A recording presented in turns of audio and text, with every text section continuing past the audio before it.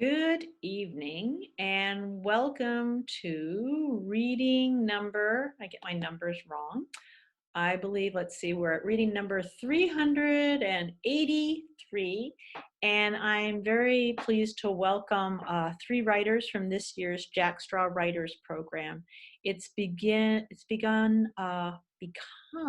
an annual tradition in the fall to welcome some of the year's writers. And tonight we have with us Paulette Perhach, Greg November, and C. Glasgow. And we are going to be starting with Paulette and then C, and then closing with Greg November, who is going to be able to read a story in its entirety to us. We discussed whether he would stop and leave us with a cliffhanger, and I'm happy to say that we're going to be able to hear the whole thing. So welcome everyone. As a reminder, the It's About Time Writers Reading Series was founded by Esther Atchell-Helfgott, who was a curator from 1990 to 2011, and is dedicated to the memory of Anna Helfgott, her mother, who began writing at age 70, and to the memory of Nelson Bentley, the quintessential teacher who gave Anna and scores of others help and hope. It's About Time is dedicated to an end to racism, homophobia, anti-Semitism, homelessness, and war. Our first reader coming to us tonight from a state other than our own, not to be revealed until perhaps after the event she's attended, is Paulette. Paulette Perhach is an award-winning writer and writing coach. Her work has been in the New York Times, Slate, Hobart, The Journal, McSweeney's, Internet Tendency, and Vice. She's best known for writing the globally viral essay, The Story of a Fuck-Off Fund, and for her book, Welcome to the Writer's Life, which poets and writers selected for its list of best books for writers. She continues the conversation at welcometotherwriterslife.com. You can write with her every morning through her meditation and free writing group called A Very Important Meeting by signing up at averyimportantmeeting.com.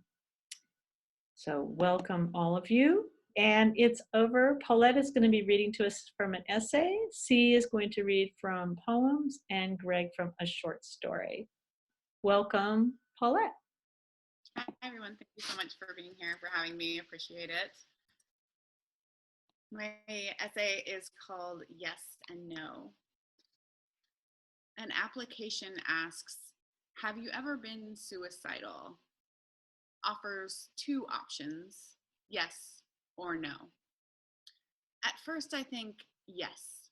One Thursday, not long before high school graduation, my best friend and I sat in class, joking about me peeking at her test the day before, when an office assistant came in, his lips parted out of breath as he handed a slip of paper to the teacher, who called to us. We were wanted in the office. We walked down the hallway, busted for the umpteenth time. Whatever this trouble was, it couldn't touch us. We were set to go to college that summer, so all we did was laugh. This is how I remember the end of my childhood. Weirdly, my mom stood outside. Just from the deflated look of her, I said, "Oh my God, Mom, what happened?" "Daddy's been in an accident."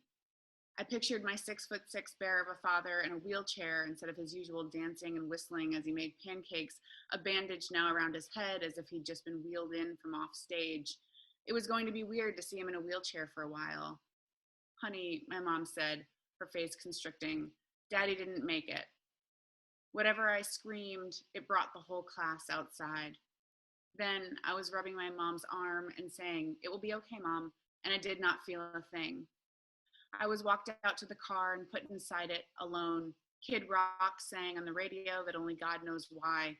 All I could think was, "Oh Jesus, please do not let this be the song serenading this moment." When I left home 2 months later, the house was stagnant, having long since exhaled the scent of funeral flowers. No one was home to wave me off or to tell me I needed to pack more than clothes and a radio. I drove myself to a college of 40,000 students, ranked as one of the top 10 party schools in the nation. My best friend would start after summer. In the dorm, I watched fathers reach into car trunks and carry the heavy things for their daughters and wondered if my dad had time to think of us before he died, knowing I'd have to delete his number from my cell phone soon. Once, when I called home and heard a man's voice, 17 years of muscle memory kicked in and my voice said, "Dad?" My brother and I pretended it didn't happen. Nights, I'd writhe in tangled twin XL sheets, damp with sweat and tears, gritting my teeth and crying as if a lifetime of the love my father had given me was being pulled back out through my heart and my throat. Other ghosts haunted me. Every time the phone rang, there had been another accident. My brother died in a car crash. My mom had cancer. My friends who were too young to die proved that phrase to be a mere wish. You have 11 saved voicemails and 11 voices you're afraid you'll never hear again. On drives back home to visit my mother, how many people saw me, stiff arming the wheel and screaming. To everyone else, I must have looked like just another freshman, walking to class on brisk fall days, eating pizza with roommates in front of the TV or studying for exams, as if I really were one of them, as if I cared about or even believed in the future. Sometimes I'd be distracted enough, but then I'd remember that my father went to work one day and a crane crushed the place I'd watched him brush his hair every morning, and I'd never hear him laugh at his own jokes again or call me Yetter or stop me in the hallway to play that slappy hand game I was too old to play, our hands speeding up faster and faster until we were just smacking each other until he bundled me up in a hug, laughing. There would be no father-daughter dance at my wedding, and then I'd be crying again. The friends and roommates turned friends who'd been rubbing my back since March 23rd, who'd brought over so many tissues, who'd put in so many hours of nodding. Should I call them again? Do I need them one more goddamn time? I hear them out there. Yes, I want them to knock. Yes, I want to pretend to want to be alone. Yes, I want them to insist. You're not missing kickoff, are you? People in my classes and at bars assumed we were embarking together on the best years of our lives. They wondered which sorority they'd get into and if we'd win the big game. I wondered how many sleeping pills I could swallow yet still stay tethered to life. Not a decision, just a break. 2, 4, 6, 8. 8, and I didn't even sleep through Saturday. My best friend dragged me out of bed to horrific, energy draining activities I so badly wanted to enjoy. I'd dab eyeshadow on my cry puffed eyelids and remind myself not to talk about death at this party. But my resolve would weaken as I disappeared into the rooms of college freshmen until I'd reach out and grab someone who seemed too happy for me to stand. Oh, you got a C minus on your exam, bummer. I've been struggling a bit too since my dad just died. I'd watch her squirm against the terrible things of the world and feel a dark power, the only kind I had. They could not face what they really wanted to do, what I wished I could do, turn and walk away from it. So they'd give me their 5 minutes of a wrinkled, pitiful face, their sorries. I'd feel a glum sense of stolen pleasure, like when someone tells you you're pretty, but only because you asked. Then they'd look into their empty Dixie cups and notice they had an excuse to leave. Then maybe I'd get drunk myself, but all it took was someone to mention her parents, that quick plural word, and the dam I'd built would collapse. I'd lock myself in some stranger's bathroom, lean stiff-armed against the sink, and watch myself cry in the mirror, hoping someone would notice me missing and ask if I was okay. Then I'd slink out to find my best friend, sit within the orbit of her knowing, and try not to say anything. Once she invited me, but was she really hoping I wouldn't go? Tubing at a guy's lake house. We'd been strung along behind a speeding boat 1,000 times as kids, but now it just seemed like one more way to be dragged out of control, every second, the second before the next thing we'd call the accident. I couldn't ignore the risks when even a Thursday could kill you, but I went anyway to pretend and held my breath as I watched from the boat. Later, half drunk, I took a wave runner speeding across the lake, gunning it up to 64 miles an hour, as if to ensure any crashes would be head on and quick. My decision. Then I stopped, surrounded by opaque water, and looked back at those young women lying on the beach together and drinking beers with guys. I wanted to be the way they looked in the distance, but I could never escape being inside myself. After a while, it seemed better for everyone if I didn't even try to pretend. The idea of suicide became a place to rest, a place I went for a little mental pleasure, something else to turn to. I didn't want to bother my friends with more of the same old, not when so many months had already passed, not when every platitude had been played out, when so many silences had been sat through.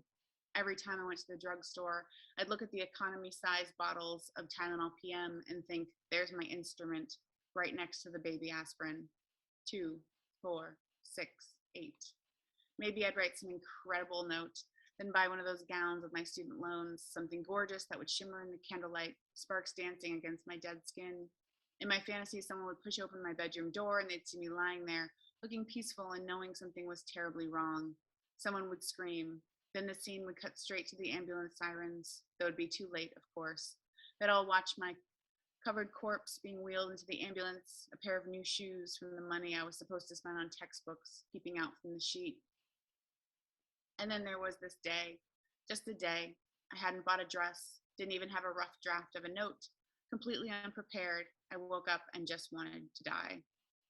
I drove to the mall. Perhaps a silly thing to do on your suicide day, but in order not to kill myself right that second, I had to surround myself with the fantasy that life was a place of exciting fall fashion, bright colors, and pretty, happy girls who never had to help toss their father's ashes into the sea. I succeeded in arriving without unbuckling my seatbelt and slamming my car into a sturdy wall. I haunted stalls that sold bumper stickers, shirts, and baby cheerleading uniforms in my university's colors. I always looked for the sticker that said "Proud Dad," the way one might press on a bruise, only to say that it hurt. I passed a woman, some idiot who didn't even notice I was dead already, and I thought, what if I had a gun? What if I had a gun and I just randomly chose her and I stepped in front of her, pulled it out, and shot myself in the mouth? I made it home. ER was on the TV in the living room, my dad bleeding out on the screen in front of the couch. I went straight into my room and imagined what my friends would do with my stuff. It had been 8 months of grief, like constantly cracking ribs, almost 250 days of living in anxiety about the next person that would be taken from me, 250 mornings waking up and remembering I had a lifetime of fatherlessness ahead of me. This was how life was, and there was nothing to do but take it or leave it. The bottle of pills waited under my bed, minus a few from those trial runs, but surely still enough. All I wanted was for the world to go on, for me to bow out without hurting anyone. I just wanted the cool nothing relief from the burning numbness of living in a world only I could feel.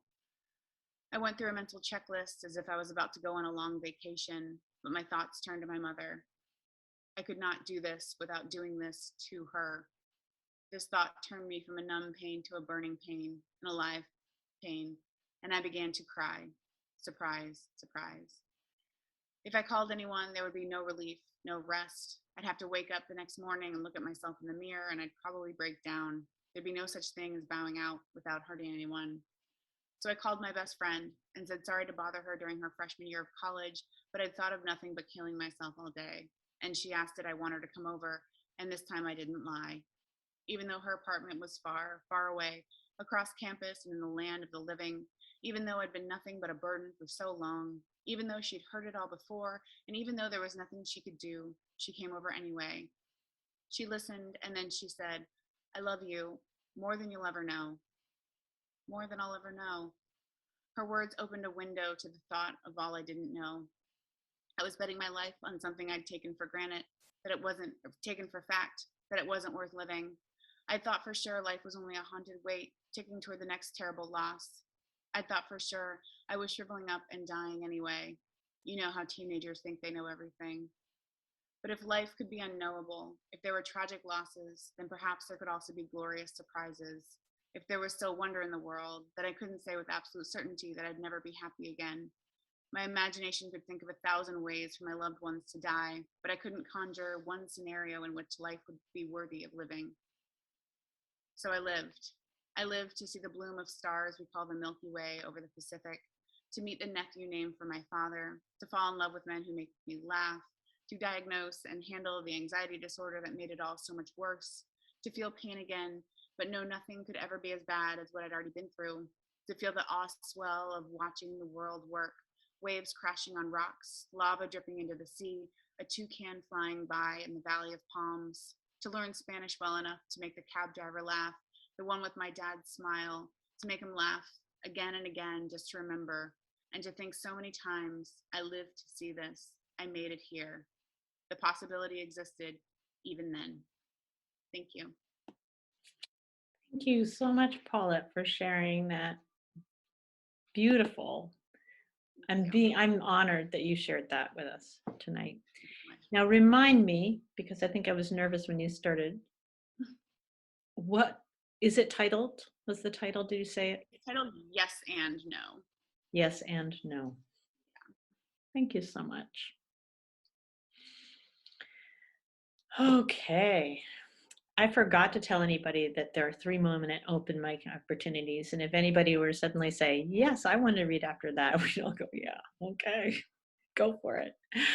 Um, but I think that since you were in the Jack Straw cohort with C. Glasgow, she knows that she is following a powerful writer.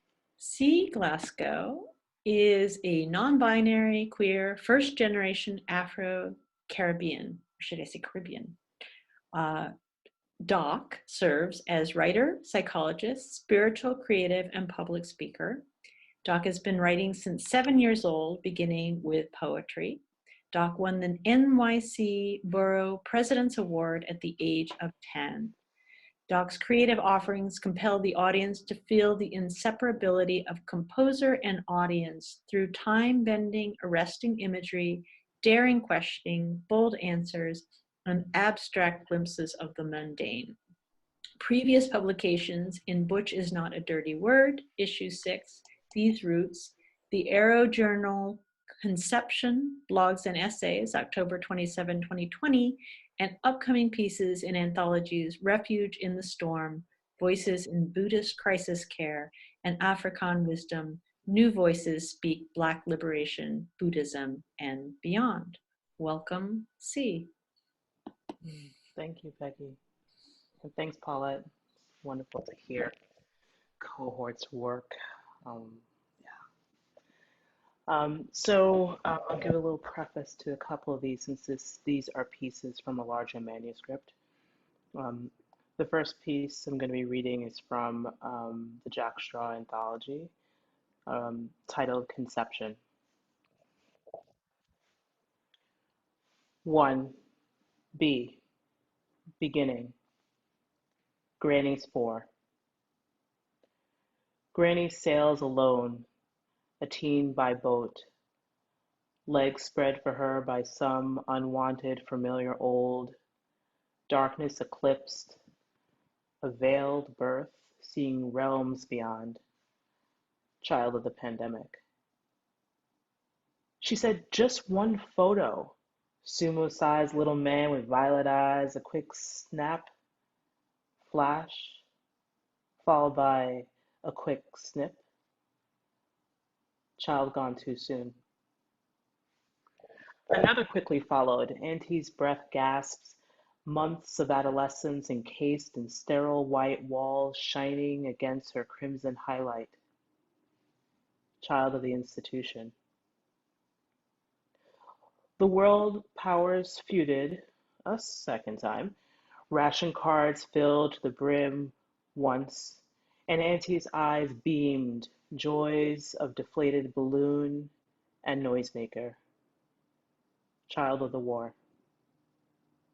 She thought that was her last, but Mom tottered in, pistol and machete, grease-brown bag rolled in 2-year-old fists, abandoned. Shadow child.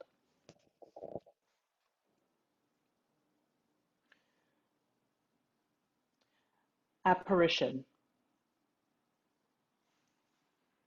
Now I know of spirits lost, floating bodies, hollow and numb, fluffy white clouds, anything but pure. I never knew. I never knew clouds anything but pure, fluffy white, hollow and numb, floating bodies of spirits lost. Now I know.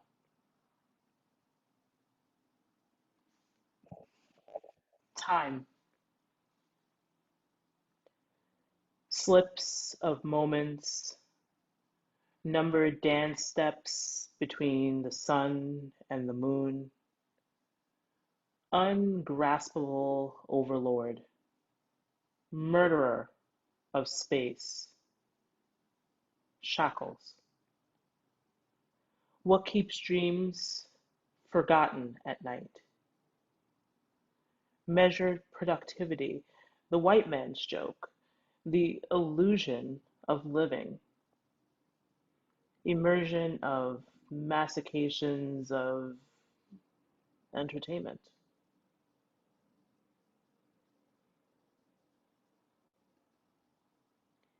Eden.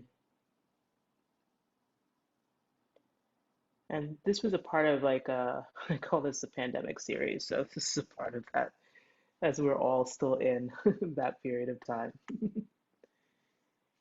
Be like tomato, poison the wealthy, nourishment for the poor. Travel by wind, create your own seed without suitor or dowry, alone by the sun of midday. Be like amaranth, the one that does not wither for 40 days on its own substance. 40 days, kissing the clouds, scorched by the sun, burn bright in gold, purple, and red. Offer yourself to the gods.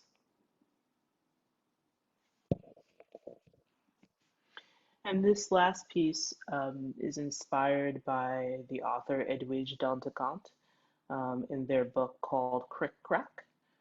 And one of the questions in the book asks, if we were painters, which landscapes would we paint? And that is the title of this piece.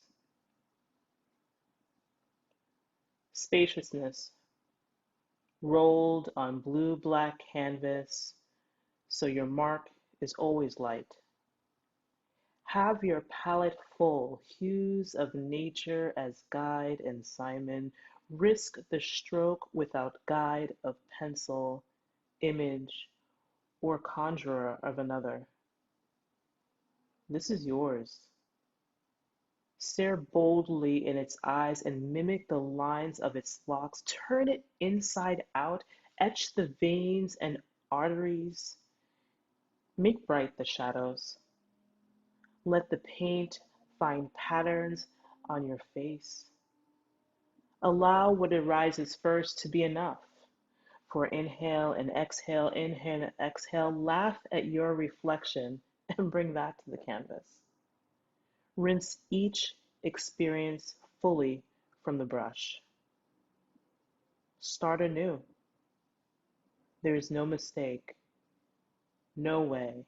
Stroke over and over the same spot till it is blue-black.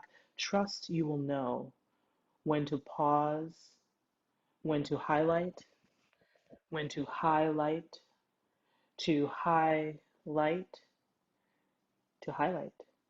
Know you can paint across time if you listen. All our mothers sing on tune, vibrating the brush. Thank you. I wish we were going to be hearing more from you, but thank you for sharing what you did. I want to take this opportunity to acknowledge the jackstraw.org program, which I lose track of what anniversary they have celebrated, but in terms of how they support artists, oral histories, the spoken word, as well as their own gallery. They are such a treasure in Seattle, and we're so fortunate that they, even though there's so much talent in Seattle, they constantly introduce me to people that I haven't met before and new talent. And so I think we're all grateful for Jack Straw, and certainly for the opportunity to host you each year. So thank you all. Our next writer-reader tonight is Greg November. We had originally planned to have 5 writers, but life intervenes. And so the bright side of this is that we get to hear Greg's story in its entirety tonight. And we have plenty of time for a nice, tight little reading. So it's going to be a wonderful opportunity to not have us leave us hanging. Greg is originally from the Northeast, which is probably evidenced by at least his mom tuning in tonight from Connecticut, but he has called the Northwest his home since 2010. He earned his MFA at UC Irvine and teaches writing at North Seattle College and Highline College. His stories have appeared most recently in Boulevard, Carve, Epiphany, and Juked. He reads submissions for the New England Review and was a finalist for the 2020 Kurt Johnson Prose Award in Fiction. Welcome, Greg. Thank you, Peggy. Thank you. What an awesome reading so far, Paulette and C. I'm honored to be reading with you both tonight. And I hadn't planned this at all. I didn't know what you were going to read, but I think there's some possible echoes between my piece and Paulette, your piece. And hopefully that works. This is the newest story that I have completed. I think it's complete. And I had read it once to I'm part of this group of writer friends that we get together and read in my friend's backyard and sort of debut new work. And I had read a draft of this, but I haven't read it to anyone since. So you are now, except for myself, I timed it twice, but you are the first audience for this full story. This is the story Pothole Goblins. These days, Tim walked a stretch of old road behind Furniture City instead of the shorter way along the new main drag out front, which was 2 lanes each direction, landscape median populated with colorful composite sculptures meant to evoke the shore 30 miles away. The old road, sandy, weedy rambler that it was, let him walk alone, in quiet, which suited his aching head and overall fatigue. While the new boulevard thundered away, on the old road, sounds were dampened by the enormous furniture warehouse and a stretch of woodsy overgrowth still harboring workers' detritus from an 18-month project updating 3 miles of the centenarian Old Albany Highway.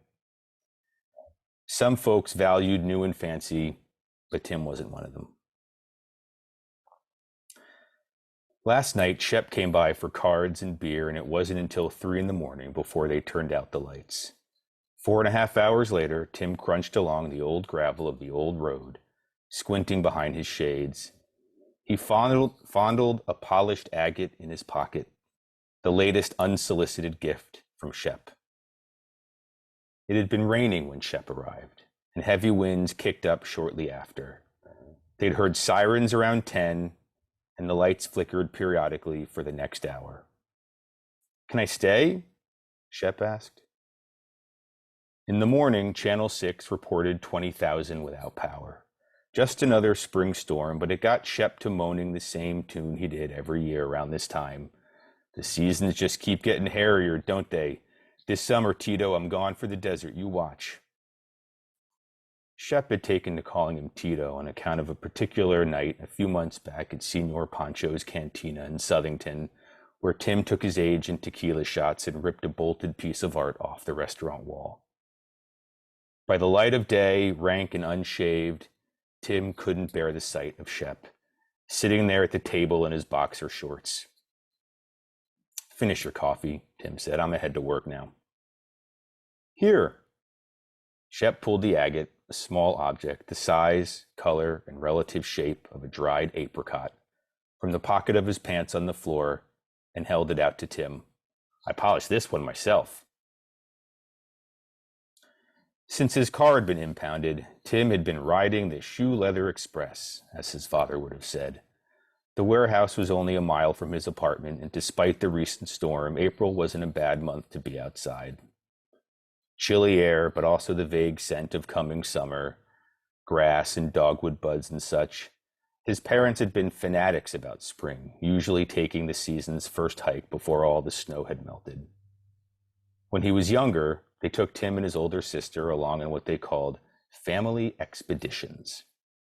And he'd grumble the whole way, sometimes faking stomach or kidney pain so he could be left home to sing along with the radio, put on his father's clothes, or sketch his own maps of invented topography. Janet never seemed to mind the walks and even took their parents' side in hammering at him to get outside and breathe the freaking air. Well, now he was. Out along the new boulevard, power and telephone lines were buried in the ground with the fiber optics. But here on the old road, the old utility poles ruled, stanchions for an old world in which Tim felt he belonged. This road, like him, was potholed, unlooked after. As he walked it, Tim greeted each pothole. He knew them all, most having been part of the road since Tim was a kid. Now 28, he felt 100 years older. There were a few ramshackle homes along the old road, crumbling artifacts seemingly forgotten by the rest of the town as it went about updating, upscaling, up everything. There were clapboard places with pitched roofs and cockeyed porches, stained curtains or broken blinds in the windows. The front yards were weedy, sandy patches separated from the road and each other by chain-link fences. In the yard of one of these houses, a rusting skiff sat on cinder blocks. In another, the valiant attempt at a vegetable garden adjacent the rotting porch. The yard of the penultimate house sprouted some colorful plastic pails and shovels, as well as a grimy children's playset, the kind Tim remembered from his own childhood, when he lived on a similar road elsewhere in the town.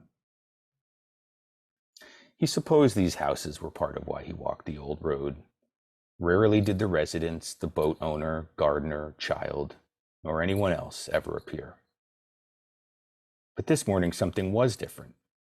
Beyond the last house, a power line dangled from its pole 20 feet up, with its other end in the road. Where the wire touched pavement, there was a new hole, about a foot in diameter and almost perfectly round. This distinguished it from the road's other crags and pits, all of which were oblong, misshapen, timeless. When the wire snapped in last night's wind, it must have sparked cutting this new hole. Tim took care not to touch the wire. He looked around, then, getting an idea, tossed Shep's agate into the new hole.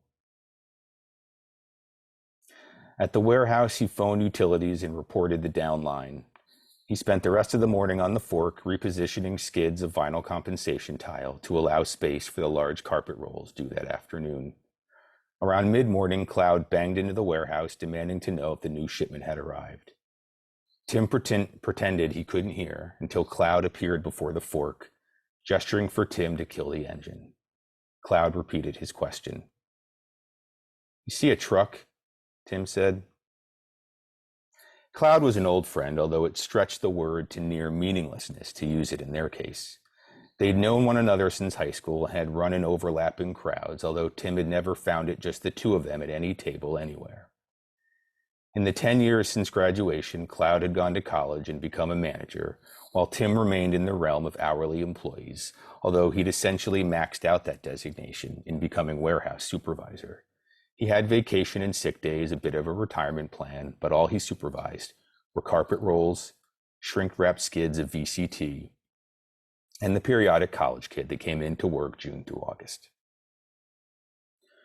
"Look," Cloud said, "I'm not saying it should be easy. No one's saying that. You got a raw deal, no question. I'm sad for you. But shit, I don't know, what's it been, a year now?" Cloud paused, seeming to reconsider this line of reasoning.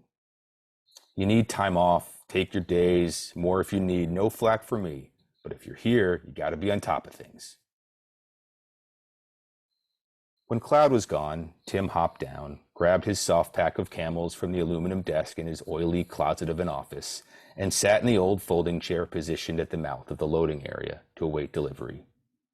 At 4:30, he locked up and left without a word to anyone. This was part of what he liked about his job. Aside from a few months in summer and Cloud's periodic interruptions, it was an entirely solo thing. Tim took the old road home, slow smoking his Camel as he walked, watching birds swoop around and make their spring sounds, aromas of tree bloom and cut grass mixed with diesel fuel and grease coming off his own skin and clothes. When Tim came to the line of houses, he saw the downed wire had been removed and replaced, but the new hole remained. He guessed that wasn't surprising. A free-hanging wire was a hazard and a liability, but why fix the newest of 1,000 holes in the old road not seen by anyone outside of 5 or 6 dilapidated houses and Tim? He paused at the hole, kicked some sand into it. Then he noticed the agate was gone. He crouched, sifted through sand and gravel in the hole. No agate. Tim stood. He peered at the houses, the cinder-block skiff, the weathered children's toys, tomato sprouts in their circular cages. What did you see? But whatever secrets they knew, they kept. Back home, Tim poured a Genesee into a mason jar and sat at his kitchen table. Around dinner time, Shep phoned, wanting to come over. Not tonight. You like the agate, Tito? I polished it myself. You told me. Tim refilled his jar. Shep's call had interrupted his thinking about the disappeared agate. Why was he thinking about some rock? But Tim knew. To keep himself from thinking about certain other things. Deeper muck, quicker sand. It had to be one of the folks who lived along the road. Besides himself and the workers who'd fixed the unslung line, who else would have gotten up close enough or been able to distinguish the newest pothole from all the rest? Unless they just lucked upon it. Tim didn't believe in luck, and he didn't believe in utility workers who took polished rocks from potholes, or mysterious folks who appeared only for the purpose of taking the agate. In all the months of walking the old road, Tim had not once encountered another walker, biker, or driver. Not even the boat owner or gardener had shown themselves. He'd never witnessed the child use the playset. It had only been Tim and the birds and the wind and the sand, and those quiet houses. Tim had searched the area around the new pothole, even in the knee-high weeds along the shoulder. Now he sat hand on jar and jar on table, half his beer gone in 2 sips. Why did he even care who took it? Hadn't he been trying to rid himself of the unwanted object? Shep and his stupid gifts. What did the man think? And who polished rocks anyway? If anything, that was old-timers' work. But not even them. It was fool's work. In the morning, Tim sat up from the sofa where he'd slept in his clothes. His head pounded and he had a dozen texts from Janet, the earliest from around 8 or so when he must have fallen asleep. She did this from time to time when she had a second glass of wine. The first texts were gentle in tone. How are you? Do you need anything? Then, call me please. You don't have to be alone. The last one was a gem. No one knew the storm would be that bad. It's not my fault, you prick. Not alone? Wasn't he? Janet had a husband, 2 kids, the whole thing. She lived in another state. What did Tim have? Shep. He had fucking Shep. On the road to work, Tim's head began to clear in the crisp air. He was whistling when he came up to the wire-cut pothole, but stopped. Something was in the hole. The agate? Tim crouched. No, half an oyster shell. Tim peered at the new object. He stood and looked around. An oyster shell. Tim looked toward the homes, but sure enough, they weren't talking. He left the shell on the ground and headed off to work. In the afternoon, the shell was still there. Tim crouched again. This time he picked it up, hopped the shell in his palm a few times, then, thinking it somewhat silly, slipped it into his pocket. Why was he taking this shell? He was just glad no one was with him to explain it to. But at the shop the following day, he swiped a tester patch of burgundy carpet, and that afternoon, as he walked home, he dropped it in the hole, laughing to himself. He was still shaking his head about what he'd done when he came up to his apartment. Shep sat on the concrete steps out front. He stood as Tim approached. His imploring expression was too much. Tim looked to see who was noticing them. Jesus, Tito, I'm just sitting here. Let's go inside. How about we walk to Middy's for a few beers? I just walked from the shop. I'd like to sit for a bit. Okay, let's sit out here on the steps. Breeze feels nice. We can talk about anything you want. You know, anything. Tim felt a surge of anger. Jesus, Shep, he thought. Look at yourself.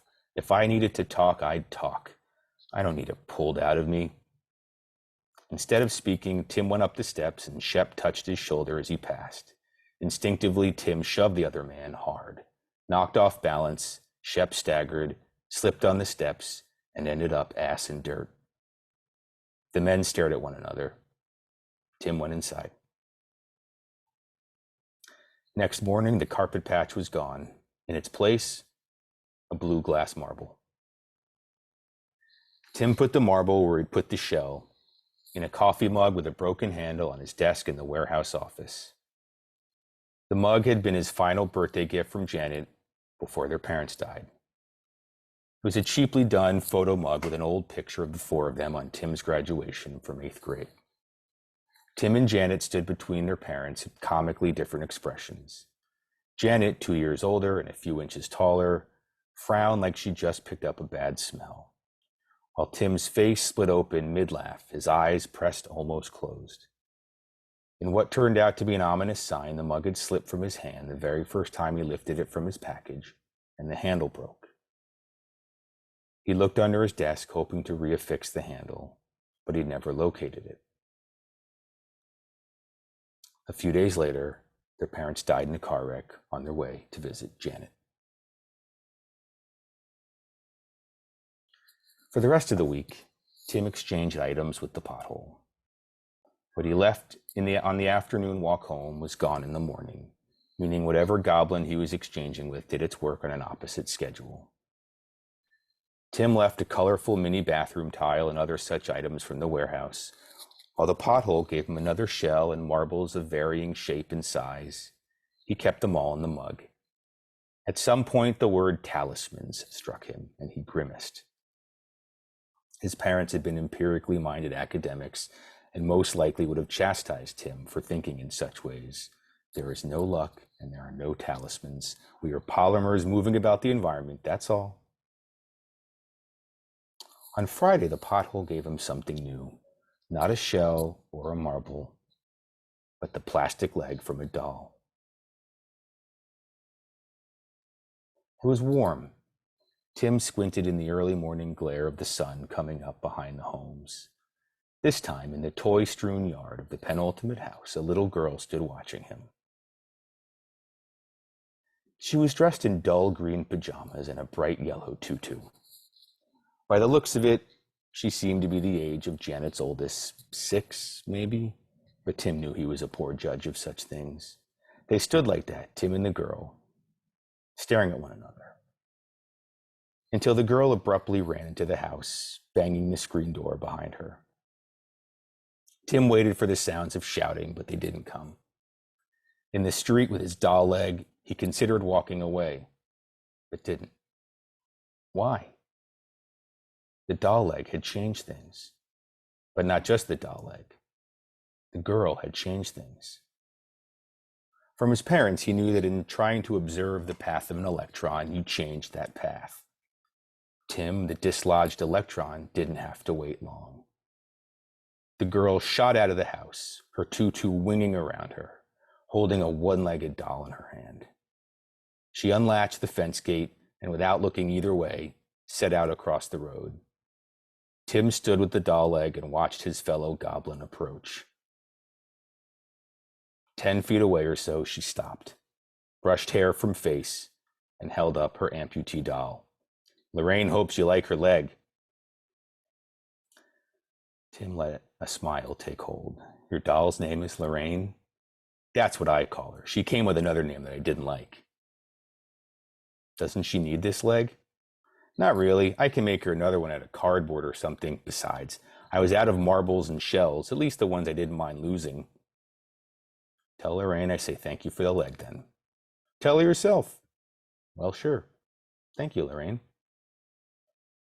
Tim wanted to say that the things she'd given him weren't lost, that they'd become a new collection somewhere else, and that was repositioning, not loss. The girl looked toward her house, then back at Tim. She was peering at him as if trying to decode a message, and he knew he was probably looking at her something of the same way. For a week or so, they'd been secretly exchanging items through a pothole in an old road, and now here they were facing one another, looking for answers to questions they hadn't asked, maybe hadn't even thought of. Or maybe this kid was just playing a game.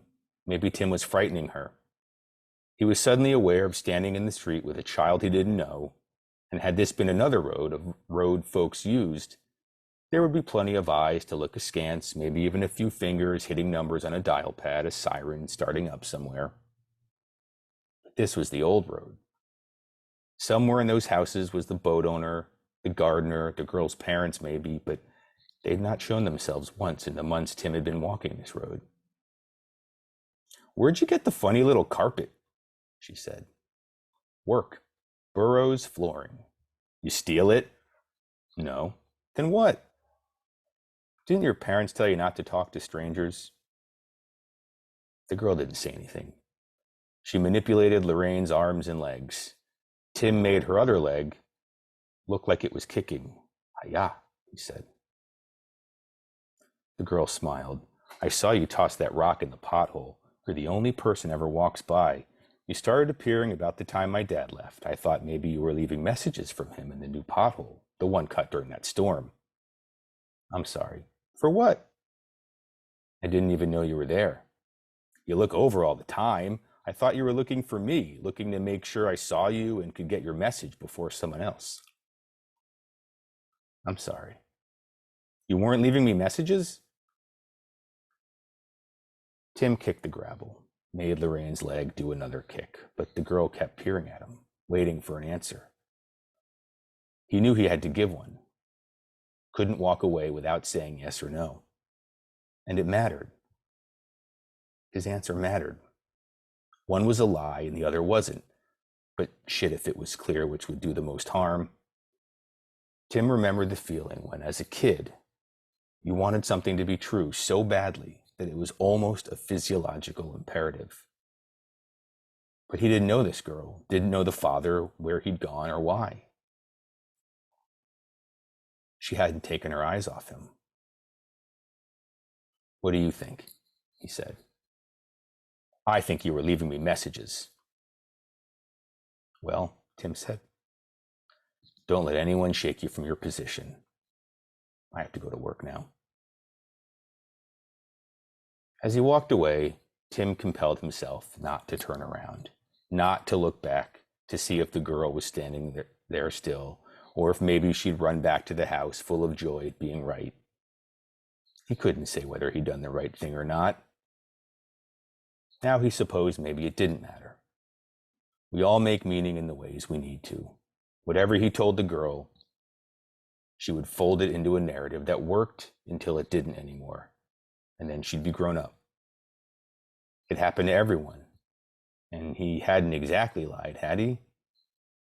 Besides, whatever sort of mother moved about in that house would do what she could to aid the girl or destroy her.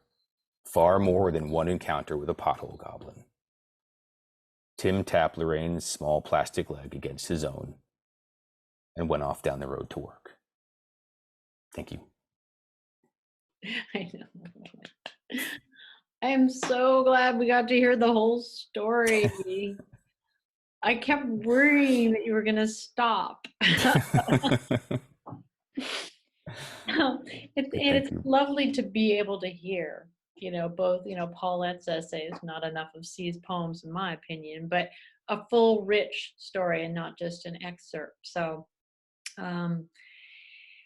what a sweet evening. So I'm going to allow people, if they want, because one of the nice things about being online is we've been able to have, if we want a little dialogue, and, if people want to ask you something I'm curious about. Well, one, I want to know if you were going to have left a cliffhanger and you could only read 15 minutes, where would you have stopped? So the 15-minute mark is when he finds the doll leg. Okay. All right. So we would have taken it to blah, blah, blah, doll leg. And then we would have...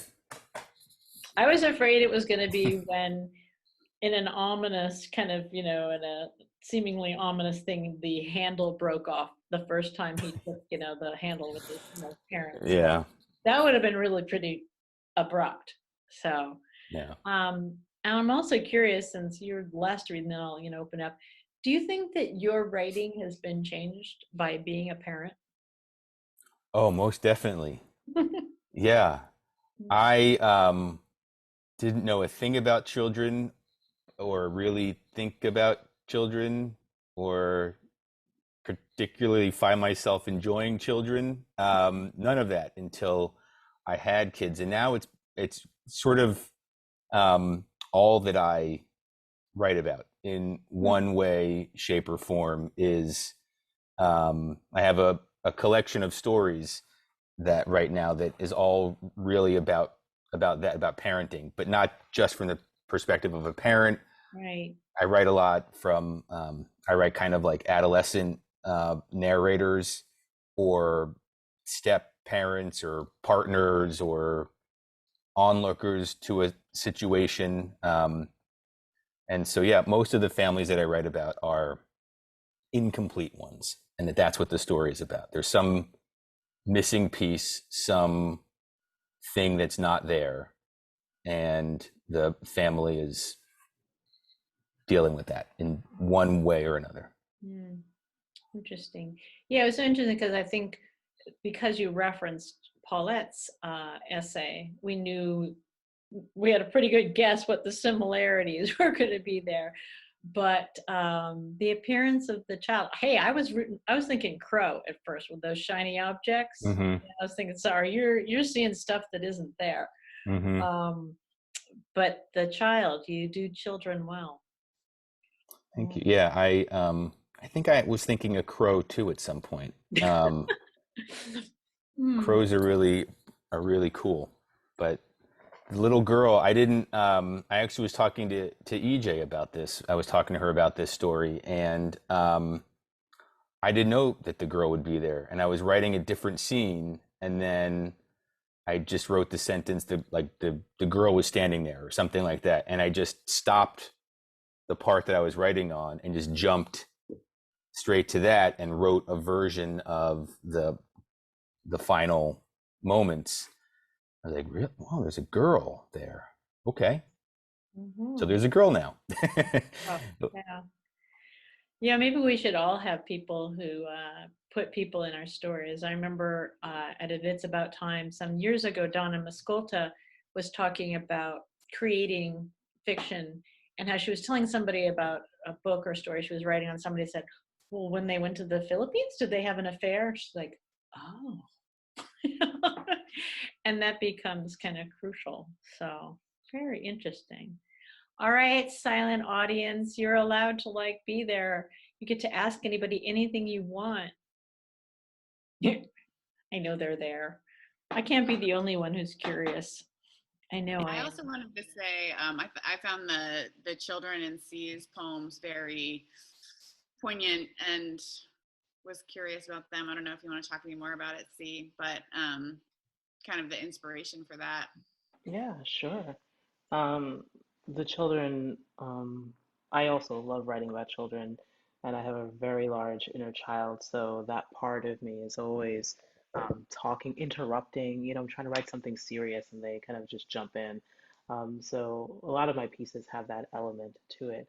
But a lot of these are based on my family, on stories of children that we hear about, children that are yet to be, children that have passed, children locked in particular times. I'm always like curious about their vantage point, and what they're seeing as we're moving through a particular stage in time. So that's that's I think all of them almost, but they're more abundant in the rest of the manuscripts. So thank you for the question.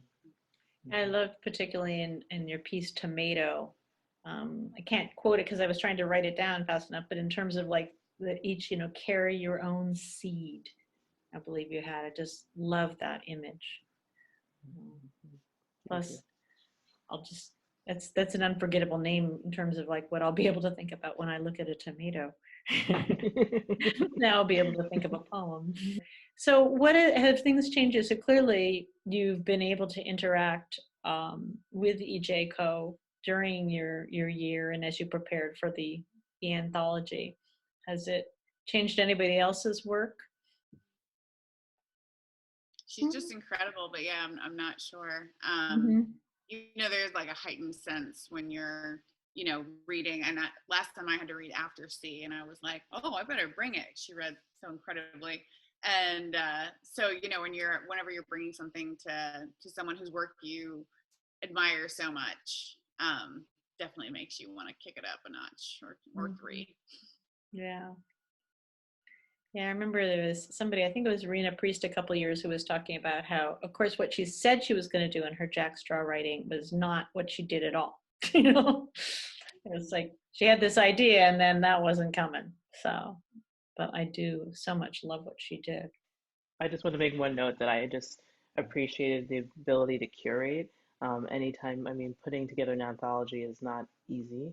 And so not having, read the works of a lot of the other members of my cohort, I was like, well, how are we all connect? What's the connection going to be? And so I was just really, deeply like moved and entrusted by EJ's like perspective of like how these hang together. And also to stick with something for me that I was not going to stick with. Wow. So yeah, just keep sticking with it. It's just like very simple and to the point, and it's become like this reverberation. So I really appreciate that. Yeah. Once or twice in our Jack Straw events, we've had the curator come in, so then we like get to question them, which has really been fun because they have a tough position for making their choices, for starters.